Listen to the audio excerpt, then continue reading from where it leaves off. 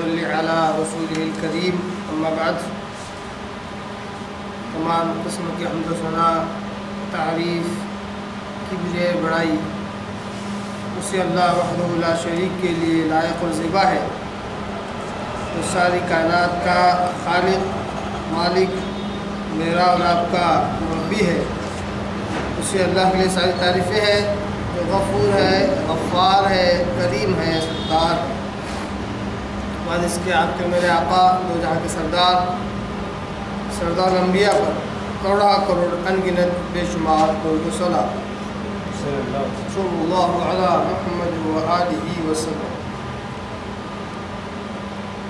عزیز دوستو، نوجوان ساتھیو، درس حدیث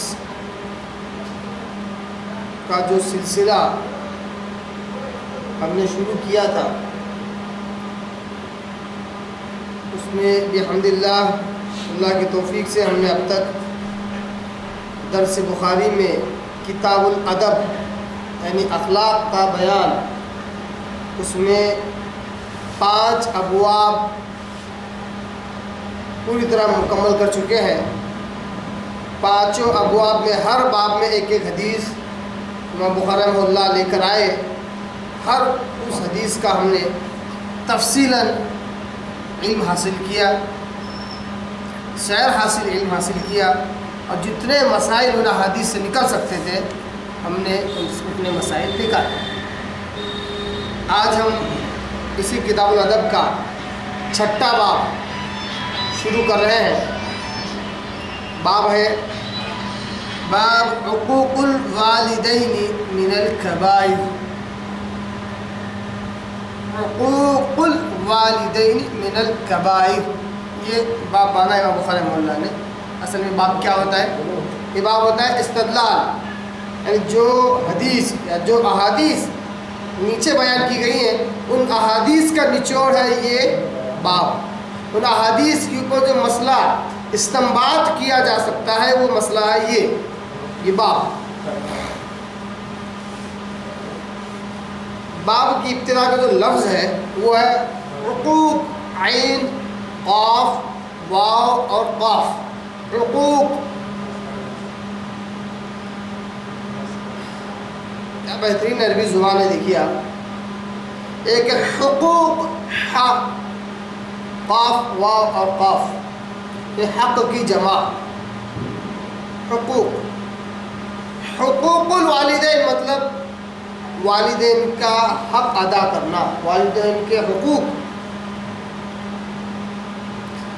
یہاں پر حقوق صرف حق کے بجائے عین استعمال کیا گیا، اس کا مطلب ہے نافرمانی، بالکل الٹ، بالکل برخلاف۔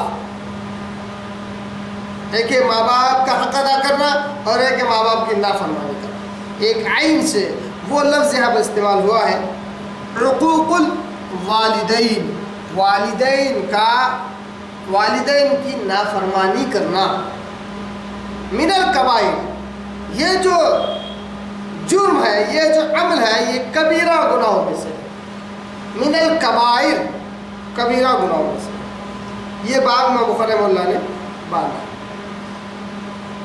اب تک ہم دیکھتے آئے ہیں کتاب الادب کے اندر امام بخاری رحمہ اللہ ایک باب کو ثابت کرنے کے لیے اس کے اندر ایک ایک حدیث لاتے ہیں، اور اس باب کو ثابت کرنے کے لیے یا اس باب کے لیے امام بخاری رحمہ اللہ نے 3 احادیث لائے۔ کتنے؟ 3۔ کیوں؟ اس سے پہلے میں نے کہا ہے ایک باب کو ثابت کرنے کے لیے کبھی ایک حدیث لے کر آتے ہیں، کبھی 2 لے کر آتے ہیں، کبھی 3، کبھی 10، کبھی 15 بھی احادیث لے کر آتے ہیں۔ اصل مقصد ہوتا ہے اس باب کو ثابت کرنا اور احادیث کا جو نچوڑ ہے اس باب میں بیان کرنا۔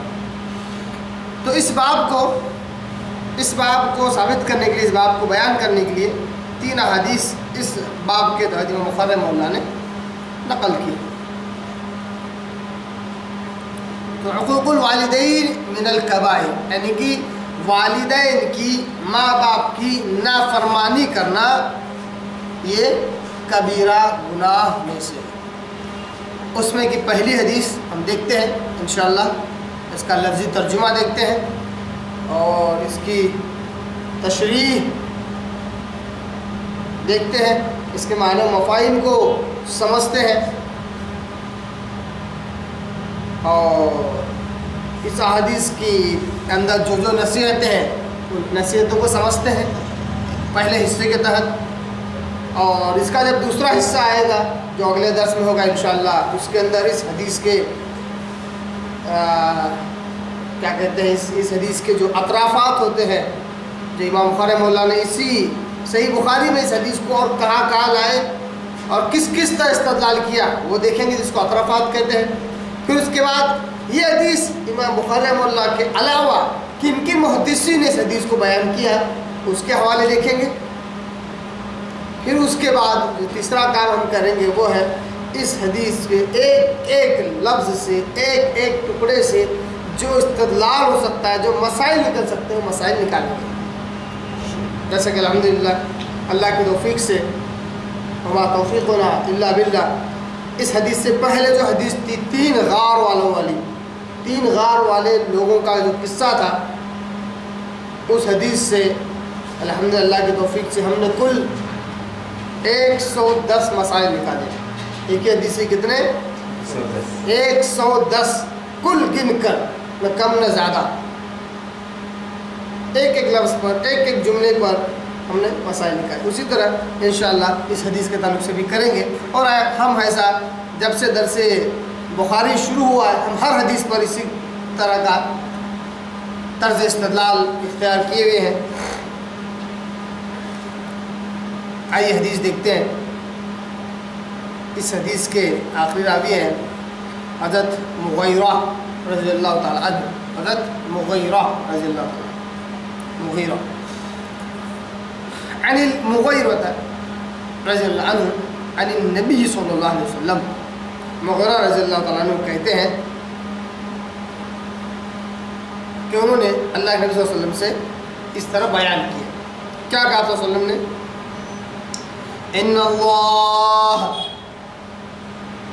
بے شک اللہ تبارک و تعالیٰ نے، حرم علیکم، حرام کیا ہے تم پر، اللہ نے حرام کیا ہے تم پر، گویا کہ جن چیزوں کا ذکر ہونے والا ہے وہ حرام کام ہے، حرام ہے، اللہ نے حرام کیا، انہیں نہیں کر سکتے۔ ان اللہ حرم علیکم، بے شک اللہ تبارک و تعالیٰ نے حرام کیا ہے تم پر، عقوق الامہات،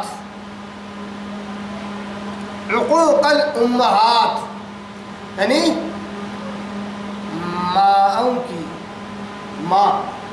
ماں کی نافرمانی، ماؤں کی نافرمانی کو اللہ نے حرام قرار دیا ہے۔ حدیث کی خاصیت کیا ہے؟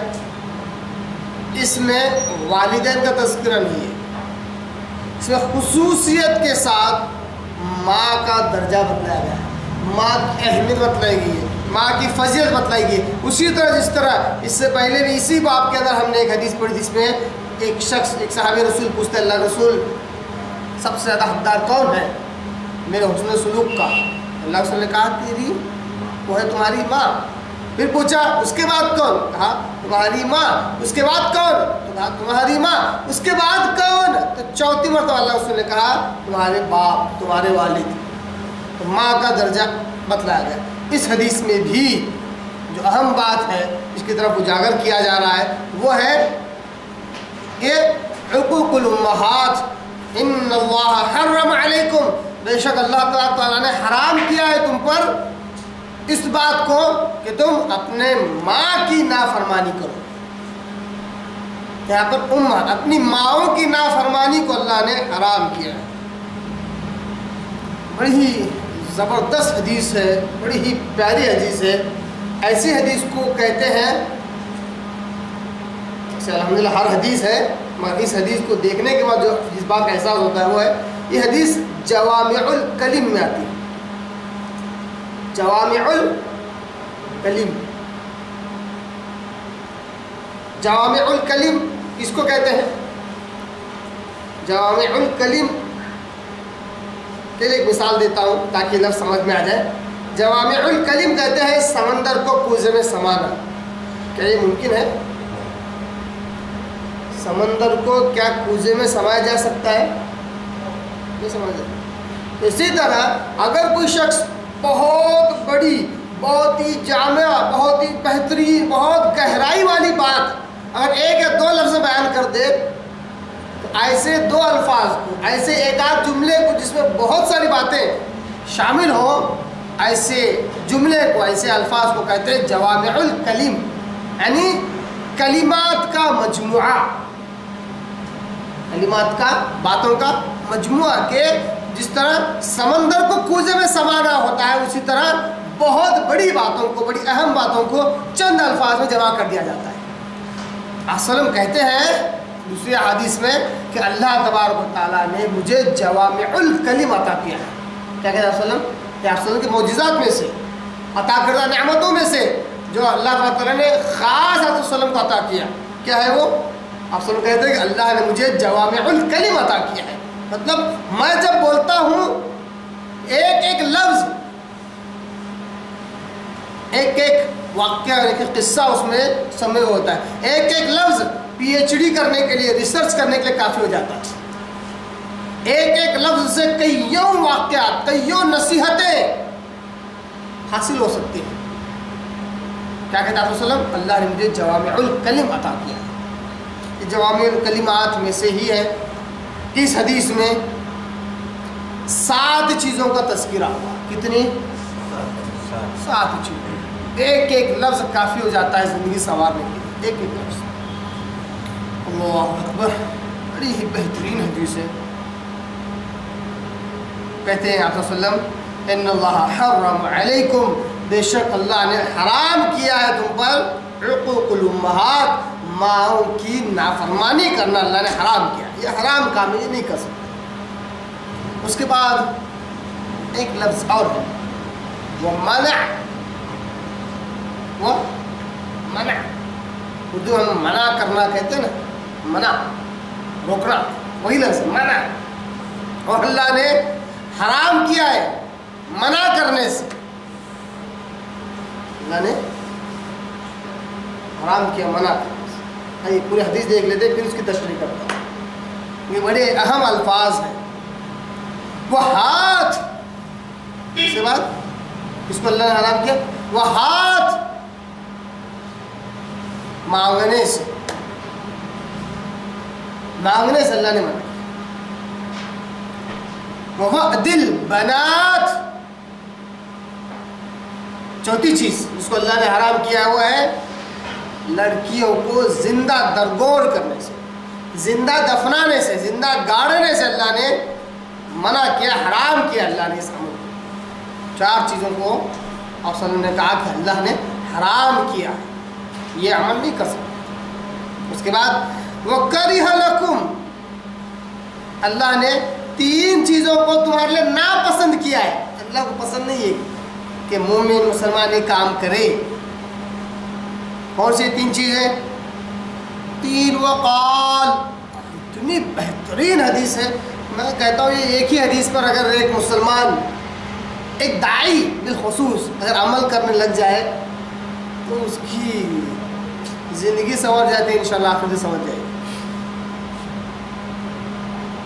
یہ علم ہی سب کچھ نہیں ہے. علم کے ساتھ یہ جو عمل کرنے کا جو طور طریقہ اللہ اس کا رسول بتلاتے ہیں یہ بھی بڑا اہم ہے. لیکن یہ بھی علم میں داخل ہے مگر لوگ اس کو نظر انداز کرتے ہیں. وَكَرِهَ لَكُمْ، اور تمہارے لیے 3 چیزیں ناپسند کی گئی ہیں، مکروہ ہیں، ناپسندیدہ ہیں. کوئی ناپسند کرنے والا کون؟ اللہ.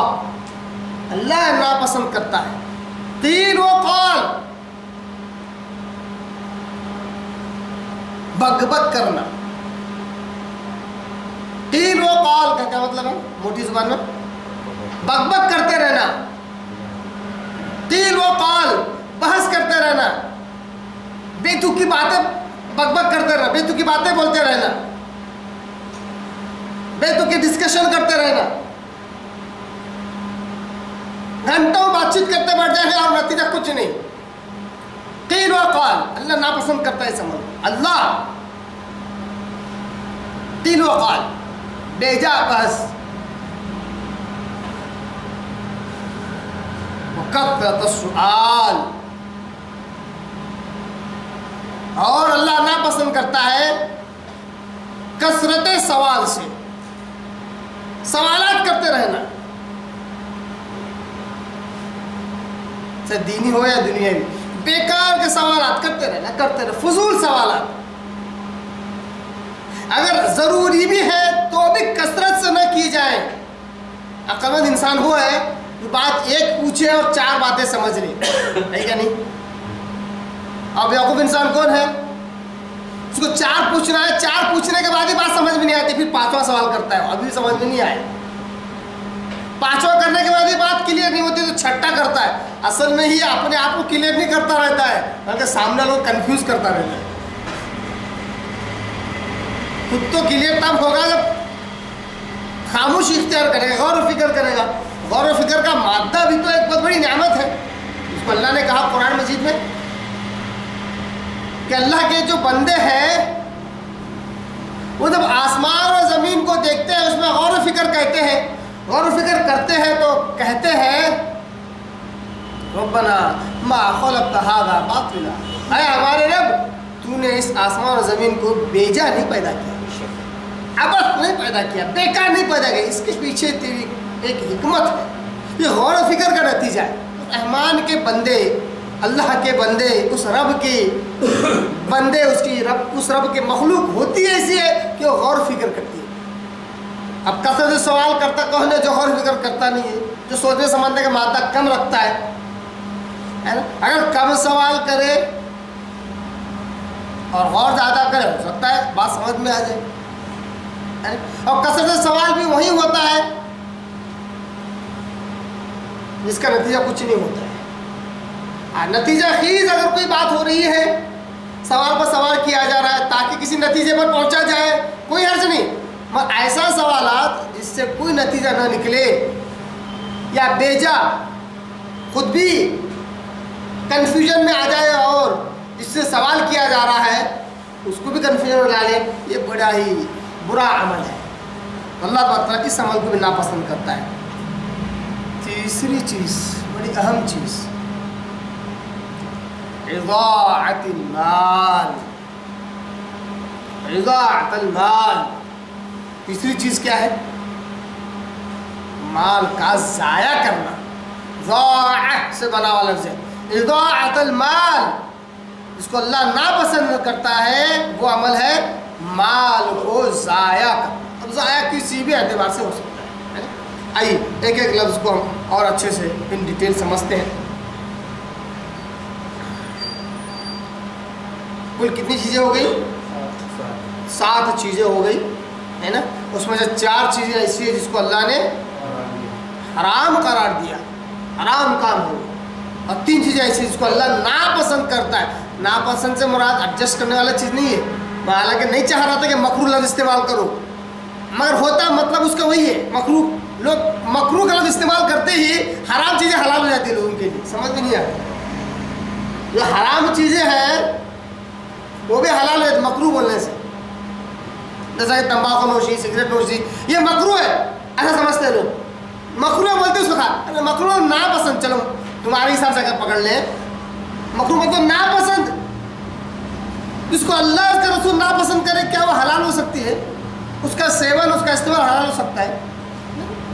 ویسے تو اس پر حکم حرام کا ہی ہے. تو مکروہ مطلب ناپسند, اللہ پسند نہیں کرتا اس کو. اللہ پسند نہیں کرتا, اس سے تو کو سو دور ہونا چاہیے.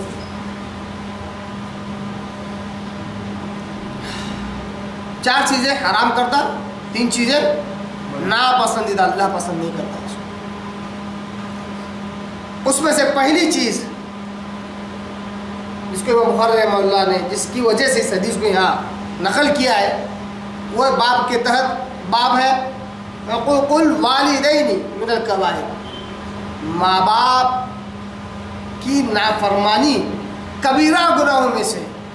اس کے لیے دلیل لائے یہ حدیث ان اللہ حرم علیکم عقوق الامہات، اللہ نے حرام کیا ہے تمہاری ماؤں کی نافرمانی۔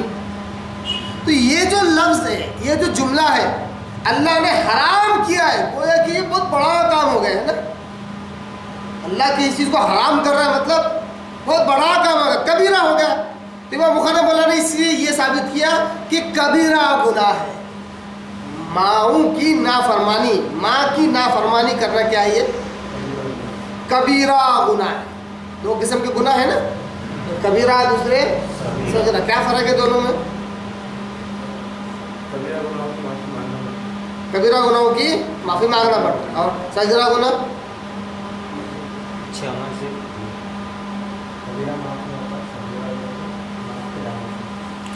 کبیرہ گناہ وہ ہے واقعی جس کے لیے مغفرت مانگنا پڑتا ہے، توبہ کرنا پڑتا ہے، تب جا کے معاف ہوتے ہیں۔ وہ اللہ کے حق کے تعلق سے ہو چاہے بندوں حق کے تعلق سے ہو۔ اور کبیرہ گناہوں کی حد بھی ہوتی ہے، حد مقرر ہوتی ہے۔ وہ حد جب لگ جاتی ہے، جیسے چور کی سزا ہاتھ کاٹنا، تب جا کے وہ گناہ معاف ہوتا ہے۔ زانی زنا کی سزا رجم یا کوڑے لگانا، جب یہ ہوتا ہے تو وہ گناہ معاف ہوتا ہے، نہیں تو اس کے بغیر نہیں ہوتا ہے۔ تو جو کبیرہ گناہ ان کی حد بھی ہوتی ہے۔ صغیرہ گناہ وہ ہے کہ مغفرت مانگنے پر تو معاف ہوتی ہیں، ساتھ ہی ساتھ اچھے اعمال نیک اعمال کرتے جاؤ، یہ صغیرہ گناہ معاف ہوتے جاتے ہیں۔ اس طرح وہ صرف اس لیے کہہ رہا ہوں، حالانکہ کام چھوٹا نہیں ہے مگر آسان ہے، وضو بنا لینا۔ وضو بناتے ہی جس طرح وضو بناتے جائیں گے چہرے سے کیے گئے گناہ دھل جاتے ہیں، جھڑ جاتے ہیں، اللہ معاف کرتا ہے۔ ہاتھ سے کیے گئے گناہ اللہ معاف کر دیتا ہے، پیروں سے کیے گئے گناہ اللہ معاف کر دیتا ہے۔ کان میں انگلی ڈالتے کہ نہیں ڈالتے وضو بناتے؟ کانوں سے سنی ہوئی برائیاں فحش باتیں اللہ اس کو معاف کر دیتا ہے وضو سے۔ یہ کیا ہے؟ صغیرہ گناہ، یہ معاف ہوتے رہتے ہیں۔ مگر ماں کی نافرمانی کیا ہے؟ یہ کبیرہ گناہ ہے۔ لاکھوں کی کروڑوں کیوں نہ نمازیں پڑھے، چاہے حج کیوں نہ کر لے 50 مرتبہ 100 مرتبہ، تب بھی ماں کی نافرمانی معاف نہیں ہونے والی جب تک کہ توبہ نہ کیا جائے، مغفرت نہ مانگی جائے، ہے نا۔ اور یہ بندوں سے جڑا ہوا حق ہے۔ ماں کیا ہے؟ بندہ ہے، بندی اللہ کی۔ ماں سے بھی معافی مانگنا پڑتا ہے۔ ماں سے تو معافی نہیں مانگ رہا ہے، نافرمانی تو کیا، گالی گلوچ بھی دیا، جھڑکا بھی دیا ماں کو، اب ہر روز رات میں اللہ میں ماں کی بہت نافرمانی کرتا ہوں، معاف کر دے۔ اللہ کہے گا خود کی ماں کو تو گن نہیں رہا ہے اور میرے سامنے تہجد اٹھ کر رو رہا ہے۔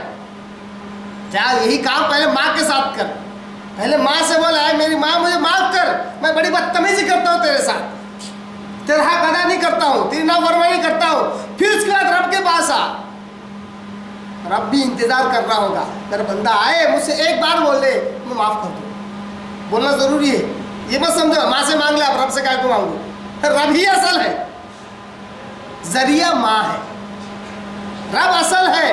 رب سے معافی نہیں مانگو گے اور ماں سے صرف معافی مانگتے رہو گے، اس سے مسئلہ حل نہیں ہوگا۔ صرف رب سے مانگتے رہو گے، ماں سے نہیں مانگو گے، تب بھی رب منتظر ہوگا اور معاف نہیں کرے گا، کہے گا جا پہلے ماں سے معافی مانگو۔ اصل ہے رب، ذریعہ ہے ماں، اس کی نافرمانی کرنے پر گناہ دینے والا بھی رب ہی ہے، اللہ ہی ہے، اور اس سے معافی مانگ کر اسے خدمت کرنے میں ثواب دینے والا بھی اللہ ہی ہے، ماں نہیں ہے۔ ماں تو ایک ذریعہ ہے آپ کے لیے ثواب کا یا گناہ کا۔ اچھا سلوک کرتے ہیں تو نیکیاں ثواب ملیں گے، اور ماں کے ساتھ برا سلوک کریں گے تو گناہ ملیں گے، دونوں چیزیں دینے والا اللہ۔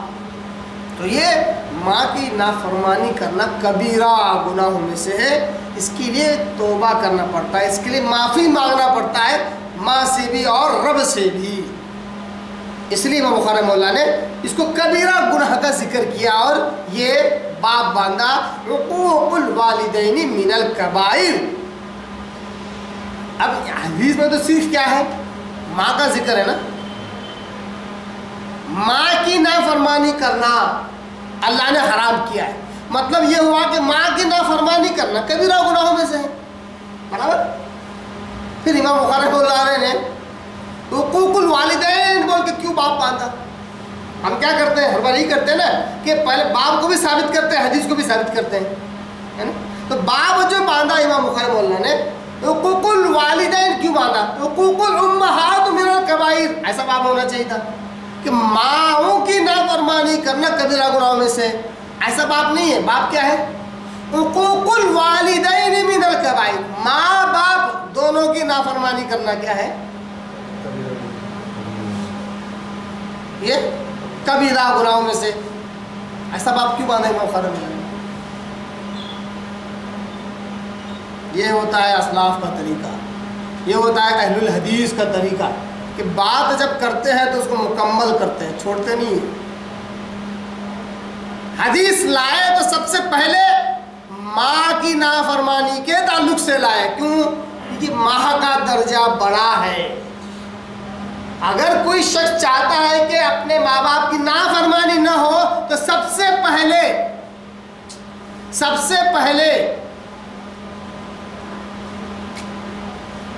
कितना, अगर 100 को 4 हिस्सों में तकसीम करें, 25 25 25 25 25 25 75%, 75% माँ की तरफ ध्यान होना चाहिए कि क्या मैं माँ की नाफरमानी तो नहीं कर रहा हूँ।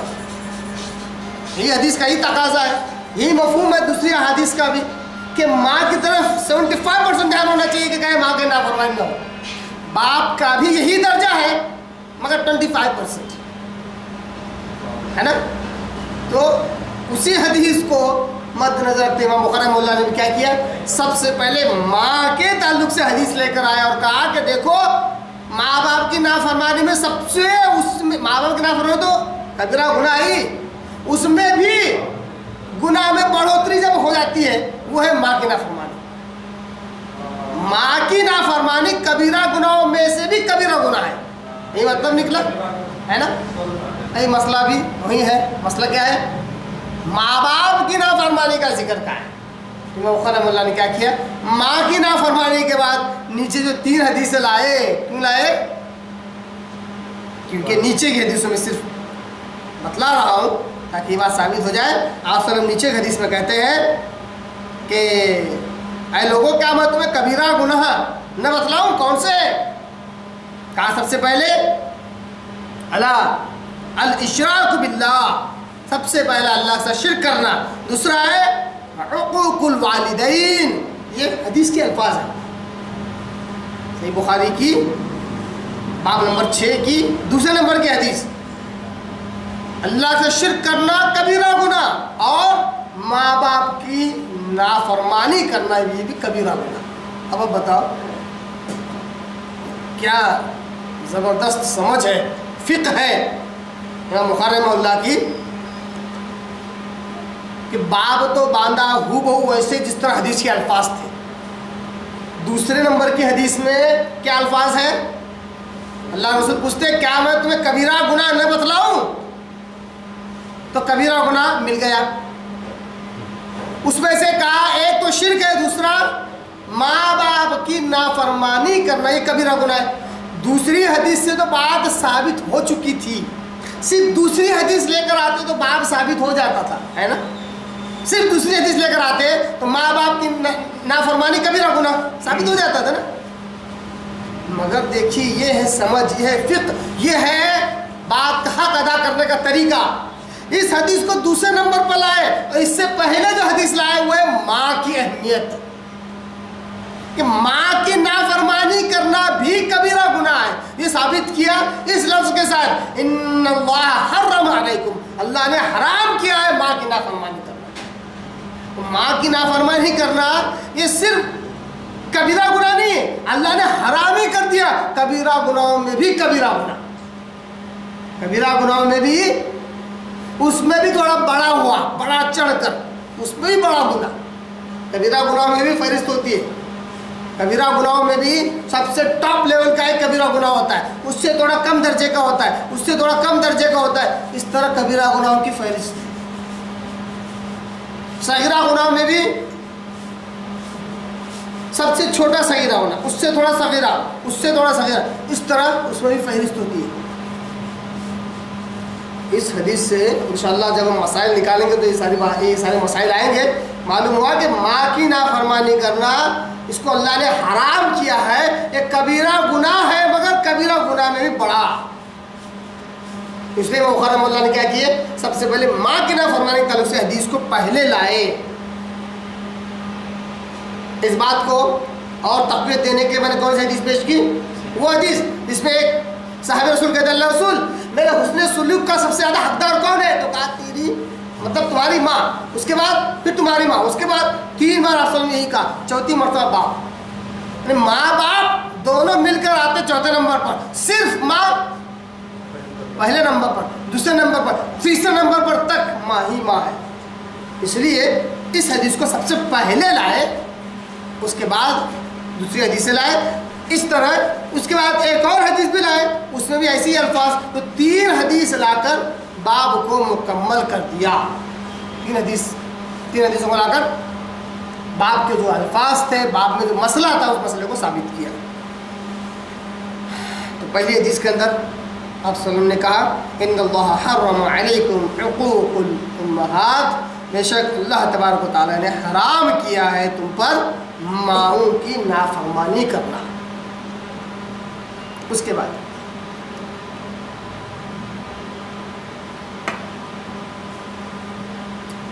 دوسری چیز اس کو اللہ نے حرام کیا ہے، اور دھیان سے سنیں، میں سمجھتا ہوں اگر یہ احادیث معلوم ہو جائے نا، انسان کی زندگی میں بہت سدھار آ جائے، بہت سدھار آ جائے، انسان کی سوچ اور سمجھ میں بہت سدھار آ جائے، اس کی سوچ کا، اس کی سائیکولوجی کا سدھریفیکیشن ہو جائے، سدھار کا سدھریفیکیشن ہو جائے۔ کیا ہے دوسری چیز کو اللہ نے حرام کیا؟ منع کرنے کو اللہ نے حرام کیا۔ اس کے 2 مفہوم بیان کیے گئے، دونوں کو آپ کے آگے رکھتا ہوں۔ منع کرنے سے مراد والدین کچھ کہیں منع کرتے رہو، ان کے حقوق ادا کرنے سے پرہیز کرتے رہو، یہ کو کیا کہتے ہیں؟ منع کرنا۔ جب حقوق کی باری آئے تو پیچھے ہٹنے کا، نہ بولنے کا، حقوق ادا کرنے کی باری آئے تو نہ بولنے کا، اس کو کہتے ہیں منع۔ ایک مفہوم یہ ہے، دوسرا ایک اور مفہوم ہے، کیونکہ الفاظ عام ہے نا، علماء کرام نے جو مفہوم دیا ہے وہ مفہوم آپ کے آگے رکھ رہا ہوں۔ الفاظ مگر عام ہے، منع یعنی منع کرنا، اتنا ہی معنی ہے، ماں باپ سے اس کا کوئی لنک نہیں ہے، ماں باپ یا ماں سے اس کا کوئی لنک نہیں ہے، اور علماء نے اس کو جوڑا تو کیونکہ وہ الفاظ عام ہے اس لیے وہ مفہوم آپ کے آگے رکھا۔ مگر دوسرا جو مفہوم ہے منع یعنی منع کرنا، منع کرنے سے مراد یہ ہے کہ جو عاریتاً برتنے کی جو چیزیں ہوتی ہیں، عام طور پر آگ ہو گیا، پانی ہو گیا، برتن ہو گئے، جب ان کو کوئی مانگے تو اس میں ہیلے اور بہانے تلاش کرنا، بہانے تلاش کر کے منع کر دینا، اس کو اللہ نے حرام کیا ہے۔ یہ دوسرا مفہوم ہے اس کا۔ مثال کے طور پر آج کے زمانے کے حساب سے بھی ایک مثال دے دیتا ہوں۔ اب کسی کے موبائل میں ہمیشہ بیلنس بہت ہوتا ہے، 1 2 5 منٹ کسی سے بات کرنے سے کوئی مسئلہ نہیں ہے، کوئی آدمی بولتا بھائی ادھر تھوڑا فون دیتے گا، نہیں بیلنس نہیں ہے، ساری ہسٹری، سارا اندر کا راز سب معلوم ہے، پھر بھی بلا وجہ کسی کی مدد کرنے سے گریز کرنا، منع کر دینا، بار بار کچھ بھی مانگو، لوگ بولتے بھی ہیں نا کہ کچھ بھی مانگو، نہیں بولتا۔ اللہ نے حرام کیا ہے اس کو، مت کرو ایسا، مدد کر سکتے ہو تو کرو، ہر بار نانا کی رٹ مت لگاؤ، نانا کی رٹ لگائے اس وقت تک جب تک کہ نانا بن گئے ہو، ایسی رٹ مت لگاؤ، منع بار بار منع کرتے رہے۔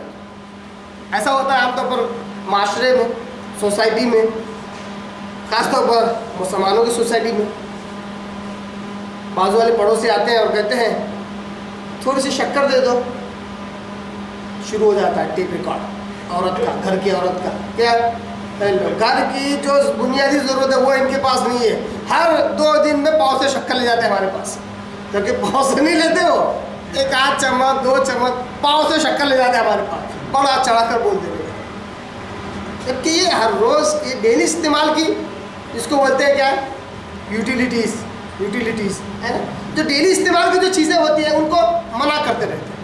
اسی طرح پھر پتی ہے کیا تو حالانکہ آج بہت سہولت ہو گئی ہے، 1 روپیہ بھی اگر 1 روپے پتی آ جا رہی، اس کا پاؤچ آ جا رہا ہے نا، پھر بھی پڑوسی رہتے ہیں، ضرورت مند ہوتے ہیں، 1 روپیہ بھی نہیں ہوتا، کبھی کبھی آتے ہیں مانگنے کو، نہیں دیتے، منع کر دیتے۔ اللہ نے سیدھا سے قرآن میں بھی کہا ہے وَيَمْنَعُونَ الْمَاعُونَ، وَيَمْنَعُونَ الْمَاعُونَ، منافقوں کی صفات میں سے ایک صفت ہے کہ عاریتاً برتنے کی جو چیزیں ہوتی ہیں اس کو منع کرتے ہیں، دیتے نہیں ہیں، اس کو روک رکھتے ہیں، لیٹ چلی جاتی ہے نا، اندھیرا ہو گیا گلی میں، مگر آپ کے گھر میں دیا جل گیا، بازو والے تھوڑا ماچس دینا، اب فوراً زبان سے نکلتا ارے ابھی تو لگائے ہم نے، بچے بند کر دیں گے تو ہم کیا کریں گے، بچے بند کر دیے، ہوا آ گئی، ہوا سے بند ہو گیا، ہم کیا کریں، ارے دے دو ماچس ہی تو، ایک تیری جلا کر واپس کر دیں گے، نہیں بھی کیے تو 8 آنے 50 پیسے، 1 روپیہ گیا تو گیا، مگر اس میں بھی کنجوسی، یہ اللہ نے اس کو حرام کیا ہے، اس سے اصل میں انسانی معاشرتی زندگی تباہ برباد ہوتی ہے، ایک دوسرے سے جو اخوت اور محبت اور الفت جو ہوتی ہے وہ برباد ہو جاتی ہے، ختم ہو جاتی ہے۔ محبت الفت یہی ہے کہ ایک دوسرے کا کم سے کم جو سادگی کے ساتھ جو کام چلتے ہیں اس میں مدد کرتے رہنا، چلتے پھرتے۔ مثال کے طور پر ایسے جو میرے ذہن میں آ رہا ہے آپ کہہ کے رکھ رہا ہوں، 2 لوگ چل رہے ہیں، چلتے تھے، ایک آدمی کا کہ چپل کا تسمہ اکھڑ گیا اور 2 منٹ رک، کیا رکاتا رہتا ہے، یہ دیکھیے فطرت بڑی غلط فطرت ہے، چڑ جانا، کیا لگا یار تو، یہ بڑی غلط فطرت ہے۔ وہ بولتا 2 منٹ رک، اچھا ٹھیک ہے رک جاؤ نا، کیا فرق پڑا، کون سا کروڑوں کا نقصان ہونے والا ہے، 4 قدم آگے بڑھ گئے۔ اس سے مثالیں دے رہا ہوں بات کو سمجھانے کے لیے کہ فطرت انسان کی کیسی ہونی چاہیے، سوچ کیسی ہونی چاہیے، خیالات کیسے ہونے چاہیے۔ تھوڑا سا کسی کے لیے رک گئے، تھوڑا سا کسی کے لیے دل بڑا کر دیے، تھوڑا سا کسی کے لیے صبر کر لینے سے کوئی کروڑوں کا نقصان نہیں ہوتا ہے۔ اللہ نے اسی چیزوں سے منع کیا، کہا یہ حرام ہے، مت کرو ایسا، سیدھے سادے بولو۔ اس لیے تو آپ صلی اللہ علیہ وسلم کیا کہتے ہیں، ہاں بڑی پیاری حدیث، صحیح بخاری کی حدیث، آپ صلی اللہ علیہ وسلم کہتے ہیں کہ اے لوگوں، نیک اعمال کرنے میں کسی بھی چھوٹے عمل کو چھوٹا اور حقیر نہ سمجھو، کسی بھی چھوٹے عمل کو حقیر نہ سمجھو، کمتر نہ سمجھو، چاہے وہ اپنے بھائی سے خندہ پیشانی سے، خوش اخلاقی سے ملنا ہی کیوں نہ ہو۔ اب ایک مسلمان آ رہا تھے، السلام علیکم، السلام، چہرے پہ خوشکن تک دکھائی نہیں دیتا، بل بڑے ہو رہے تھے، آ گیا پکاؤ، آ گیا، دل کم سے منہ سے نہیں، دل سے تو بولتے پکاؤ آ گیا، پکائے گا نہیں، ایسا کام اپنا نہیں۔ آتے السلام، وعلیکم السلام، آئیے، ٹھیک ہے جھوٹا ہی صحیح، خوش اخلاقی سے چہرہ خوش کر کے ملو، مصافحہ کرو، اگر سفر سے آیا تو معانقہ کرو، گلے ملو اس سے، یہ بڑے اہم لگتا ہے، بڑا چھوٹا، مگر آپ نے کہا ان چیزوں کو حقیر نہ سمجھو، یہ نیکی ہے، حقیر نہیں ہے، یہ حقیر نہ سمجھو سے مراد کیا ہے، حقیر ہے نہیں، حقیر نہیں ہے، یہ انسان کے اخلاق کو، اس کی سوچ کو، اس کی سائیکالوجی کو ڈیولپ کرتی ہے، ترقی دیتی ہے۔ تو منع کرنے کی چیزیں کیا ہیں، جیسے کہ آگ، پانی، برتن، یہ جو چیزیں ہیں عام طور پر ماچس، شکر، پتی، تھوڑی سی چنے کی دال، آ کے مانگ لیتے لوگ، دے دینے کا، بولتے پھوڑا خدا ہے کیا، آتے مانگنے کو، دے دینے کا، استعمال کرنے کے، لا کے دے دیں گے، زیادہ سے زیادہ کیا ہوگا، اس کا دستہ ٹوٹ جائے گا، بنا لیں گے ایک بار پھر سے۔ وہ جن کے دل تنگ ہوتے ہیں، چھوٹے ہوتے ہیں، وہ کبھی کسی کی مدد نہیں کرتے۔ اللہ کہتا ہے یہ اللہ کو پسند نہیں ہے، اللہ اس کو حرام کیا ہے، اپنا دل تنگ کر کے جیو، اللہ پسند. اس لیے آپ کو یاد ہوگا سورہ لقمان کے اندر اللہ نے کیا پہلی بات کی ہے. لقمان علیہ السلام نصیحت کرتے اپنے بیٹے کو, کہتے ہیں بیٹے وَلَا خَطَّكَ لِلنَّاسِ, اپنے گالوں کو پھلا کر نہ رکھ لوگوں کے سامنے, ناراض ہمیشہ, چہرہ پھلا ہوا, لوگ بولنا بہت کڑک انسان ہے بہت. یہ جملہ سننے کے لیے اتنا ٹائم رہنے کا, بہت کڑک انسان. کڑک سے کڑک انسان, یہ جملہ سننا ٹھیک ہے, مگر تو قرآن کی آیت کے خلاف جا رہا ہے. لوگوں سے چہرہ پھلا کر نہ رہو, ناراض ہو کر نہ رہو, اتنی بات پہ ناراض, اتنی بات. اللہ نے کہا ایسا مت کر. یہ کیا ہے, انسان کی فطرت کو بگاڑ دیتا ہے, اس کی عادت کو بگاڑ دیتا ہے, اس کے اخلاق کو بگاڑ دیتا ہے, برباد کر دیتا ہے اسے اخلاق. تو یہ ہے منع, اللہ نے حرام کیا ہے. ہاں, اس کے بعد جو تیسرا جو لفظ ہے بڑا اہم ہے. تیسرا لفظ وہ ہاتھ. وہ ہاتھ, ہاتھ کہتے ہیں اعطنی, عربی میں ہاتھ کس کو بولتے ہیں؟ اعطنی, یعنی مجھے دے دیجیے. یہ بولنے کے لیے ہاتھ کا استعمال ہوتا ہے. اللہ نے اس کو منع کیا ہے. کیا ہے یہ؟ ایک تو دو مفہوم ہے اس کے, میں نے بیان کیا. ایک مفہوم اس کا یہ ہاتھ کا مطلب, ایک ہوگا ماں باپ کی نافرمانی کرنا, اللہ نے اس کو حرام کیا.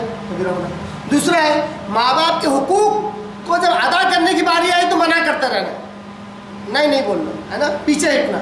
اور تیسرا ہے جب ان سے حق لینے کی باری آئے تو بولنا دو حق دو. حق ادا کرنے کی باری آئے تو منع کرنا, اور جب حق لینے کی باری آئے تو حق حاصل کرنے سے کھڑے ہو جانا.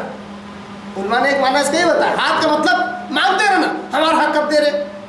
آخر اب تک کیا کرے,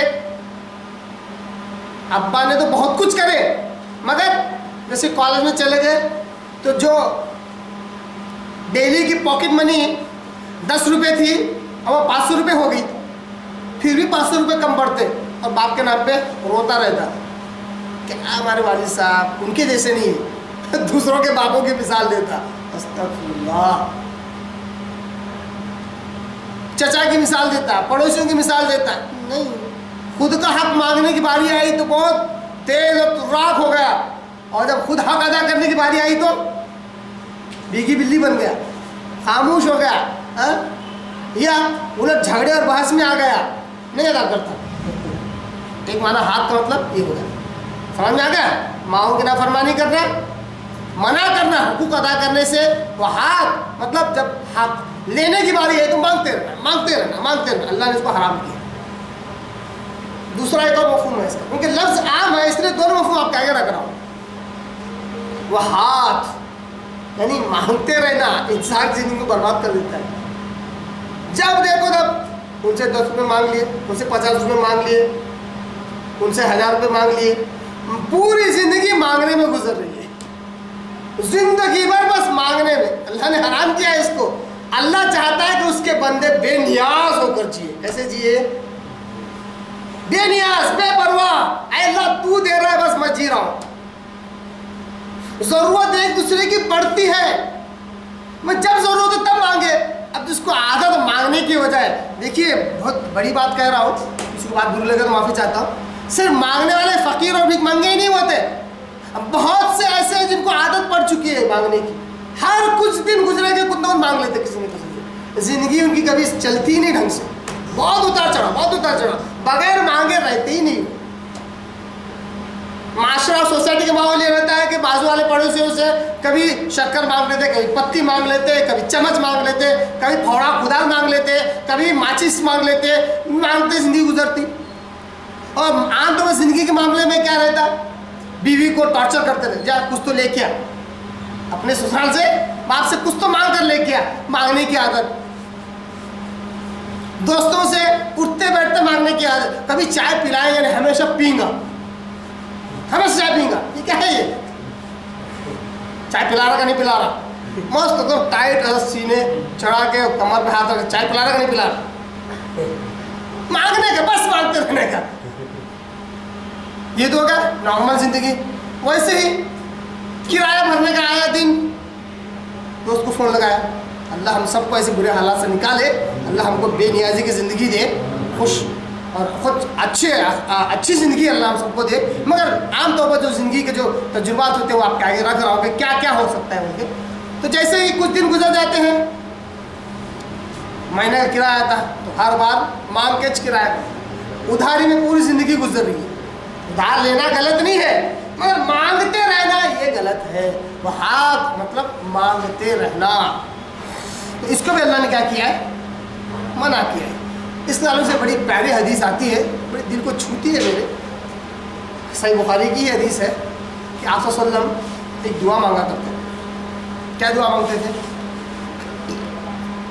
اللہم انی اسألک الہدا. آپ صلی اللہ علیہ وسلم دعا کرتے تھے، اللہم انی اسألک الہدا، اے اللہ میں تجھ سے ہدایت مانگتا ہوں، راہیابی مانگتا ہوں، ہدایت یافتہ رہنا چاہتا ہوں، اللہ مجھے ہدایت دے. اللہم انی اسألک الہدا والتقی، تقوی اور پرہیزگاری مانگتا ہوں، والعفاف، والعفاف اور پاک دامنی مانگتا ہوں. ایک تقوی پرہیزگاری ہے کہ خود بھی گناہوں سے بچتے رہنا، مگر صرف خود گناہوں سے بچ رہا ہے مگر لوگوں میں بدنام ہو جائے تو وہ کیا کہتے ہیں؟ بد کی صحبت میں نہ بیٹھو،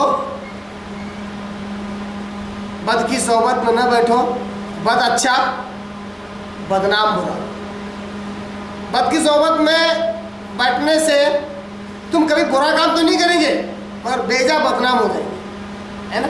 تو ایک تقوی اور پرہیزگاری یعنی گناہوں سے بچنا، اور ایک ہے گناہوں سے تو بچ رہے ہیں مگر لوگوں میں بلا وجہ بدنام ہو رہے ہیں، کہیں کسی کے ساتھ چلے کے بدنام ہو گئے. یہ ہے عفاف، پاک دامن. اللہ مجھے پاک دامن رکھ، لوگ میرے دامن پر کیچڑ نہ اچھالیں، لوگ مجھے بدنام نہ کریں، لوگ میرے آگے پیچھے برائی نہ کریں، اللہ مجھے پاک دامن رکھ. واہ، تو بڑے پیارے الفاظ ہیں. حالانکہ ہر انسان خطا کار ہے، ہر آدم کے اولاد گنہگار ہے، پھر بھی اصل میں کہا اس طرح دعا مانگو اپنے رب سے، اللہ تمہاری خطاؤں کا ستار بن جائے گا، اللہ تمہارے گناہوں کا ستار بن جائے گا، چھپائے گا، ان پر پردہ ڈالے گا اور تمہیں پاک دامن رکھے گا. اللہ اکبر. اللہ ایسا احسان سب پر کرے. آمین. اور چوتھی جو چیزیں جو آپ سے مانگتے تھے، والغنا، اے اللہ مجھے بے نیازی دے. کیا دے؟ اے اللہ مجھے بے نیازی دے، بے پرواہی دے. یہ لاپرواہی نہیں ہے لفظ، کیا یہ؟ بے پرواہ. لاپرواہ ایک الگ انسان ہوتا ہے، گنتی میں نہیں آتا ہے. بے پرواہ مطلب بے فکر، بے فکر انسان، بے نیاز، یعنی جی تو رہا ہے مگر کبھی کسی کا آگے ہاتھ نہیں پھیلاتا، دو نہیں بولتا، مانگتا نہیں رہتا. یہ بے پرواہی. اپنی خود کی زندگی ماشاءاللہ جیتا رہتا، خوش رہتا، لوگوں کو دیتا لیتا نہیں. اس لیے آپ صلی اللہ علیہ وسلم نے ایک حدیث میں کہا بھی، ترمذی کی حدیث میں، کہ لینے والے ہاتھ سے دینے والا ہاتھ بہت بہتر ہے. کیا بولا آپ صلی اللہ علیہ وسلم؟ لینا غلط ہے ایسا نہیں ہے، ضرورت تو انسان کو پڑتی ہے، لیتا رہتا ہے، لینا چاہیے، مگر لینے والے ہاتھ سے دینے والا ہاتھ بہتر ہے. اس لیے اپنی زندگی میں ہمیشہ اگر آج ایسے حالات ہیں کہ لینا پڑ رہا ہے، اللہ سے دعا کرنا، اللہ مجھے بے نیازی کی زندگی دے، اللہ مجھے بے نیازی کی زندگی دے، مانگنے والی زندگی نہ دے. پھر لیتے رہیے، آپ ضرورت لیتے رہیے، اپنی زندگی کو جلد سے جلد سنوار کر سدھار کر ایک لیول پر لائیے جہاں پہ آپ دینے والے بنے، صرف دینے والے. یہ بے نیازی کی زندگی ہے. یہ کیا ہے؟ کیونکہ انسان کو ضرورت پڑتی ہے، کبھی اس سے لیتا ہے، کبھی اس سے لیتا ہے، کبھی ادھار لے لیتا ہے، کوئی حرج نہیں ہے. مگر اللہ سے دعا کرے، اللہ چاہے اتنے ہزاروں انسان تیرے جی رہے ہیں، اس میں سے اگر جہاں تو نے ہزاروں کی زندگیوں پر احسان کیا، میری زندگی پر احسان کر دے، لینے والے کی بجائے دینے والا بنا دے، لینے والے کی بجائے دینے والا. ایسے ایک دعا بتلا رہا ہوں، ضرور نہیں ہے کہ ایسا مانگے، بتلا رہا ہوں کہ سوچ کیسی ہوتی ہے. اب ایک آدمی دعا کر رہا ہے، اللہ مجھے مالدار بنا. کیا ہے؟ اللہ مجھے مالدار بنا. یہ ایک سوچ ہے نا، یہ ایک طریقہ ہے. ایک اور آدمی ہے وہ بھی دعا کر رہا, وہ بھی یہی بول رہا مگر کچھ الگ انداز میں. کیا بول رہا؟ اے اللہ زکات دینے کے قابل بنا. کیا بول رہا؟ زکات کون دیتا ہے نا؟ ایک ایسا مانگنا ضروری نہیں ہے, کسی حدیث میں ایسے الفاظ آئی نہیں ہے, میں سوچ بتلا رہا ہوں, سائیکالوجی. یہ بھی مالدار بننا چاہیے, مالدار بننا چاہ رہا, میں دونوں کے الفاظ میں فرق کتنا ہے. اللہ زکات دے تیرے حکم پر عمل کرنے والا بنا, حالانکہ یہ غریب ہے. جس دن زکات دینے والا بننے کا مطلب کیا ہے؟ کھا پی کے سال بھر خرچ کرنے کے بعد جو بچ رہا ہے اس میں سے دے رہا ہے لوگوں کو, لوگوں کی مدد کر رہا ہے. یہ کیا ہے؟ مالداری تو ہے نا. تو اصل مالداری تو دل کی مالداری ہوتی ہے, الغنا و غنا نفس. تو یہ جو غنا نفس ہے کیا ہے؟ بے نیاز. تو مانگتے رہنا یہ کیا ہے؟ اس کو اللہ نے حرام کرا دیا. بہت پیاری حدیث ہے, گھنٹوں اس کے اوپر نصیحتیں کی جا سکتی ہیں. اس کے بعد چوتھی جو چیز اس کو اللہ نے حرام کیا وہ عدل بنات, یعنی کہ وہ عدل بنات, لڑکیوں کو زندہ درگور کرنا. لڑکیوں کو زندہ درگور کرنا. لڑکی ہے معلوم ہوا تو اس کو زندہ ہی دفن کرنا. وعد تو کہتے ویسے عربی زبان میں زندہ دفنانے کو, زندہ دفنانے کو. اللہ نے تیسرے پارے میں بھی یہ بات کا ذکر کیا کہ یہ کبیرہ گناہوں میں سے بہت بڑا گناہ ہے. وَإِذَا الْمَوْءُودَةُ سُئِلَتْ بِأَيِّ ذَنبٍ قُتِلَتْ, وہ جب قیامت کا دن قائم ہوگا تو اس وقت پوچھا جائے گا زندہ درگور کی گئی لڑکی سے. وَإِذَا الْمَوْءُودَةُ سُئِلَتْ, زندہ درگور کی گئی لڑکی سے پوچھا جائے گا بِأَيِّ ذَنبٍ قُتِلَتْ, تو کس جرم میں قتل کر دی گئی, تو کس جرم میں قتل کر دی گئی, کس جرم میں مار ڈالی گئی, کس جرم میں تیرا خون کیا گیا, کس جرم میں تجھے موت کے گھاٹ اتارا گیا. بِأَيِّ ذَنبٍ, کس گناہ کی وجہ سے تجھے موت دی گئی. ایک زندہ درگور کی گئی لڑکی سے سوال کیا جائے. بڑا اہم جرم, بڑا اہم گناہ ہے, مگر لوگ اس طرف دھیان نہیں دیتے.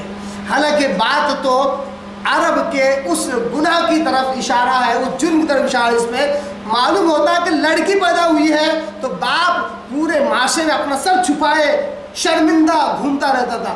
اسود وجوہ کہا قرآن نے, یعنی اس کا چہرہ سیاہ اور کالا پڑ جاتا تھا کہ لوگوں کے چہرہ کالا ہو جاتا ہے کہ لوگوں کے آگے دکھانے کے لائق نہیں رہتا, ایسا سمجھتا تھا. اور بہلا پھسلا کر اس بچی کو لے جاتا اور صحرا, تپتا ہوا صحرا, اس میں گڈھا کر کے اس زندہ بچی کو گاڑ دیتا, اس کو صحرا, تپتا ہوا صحرا, ریگستان ہوا, ایسا ریگستان صاحب کہ اگر اس میں انڈا اگر ڈال دے 5 منٹ اگر انڈا نکال, انڈا ابلا نکلے گا. اتنی گرم ریت, اس میں زندہ لڑکی کو ڈال کر دفنا دیتے تھے.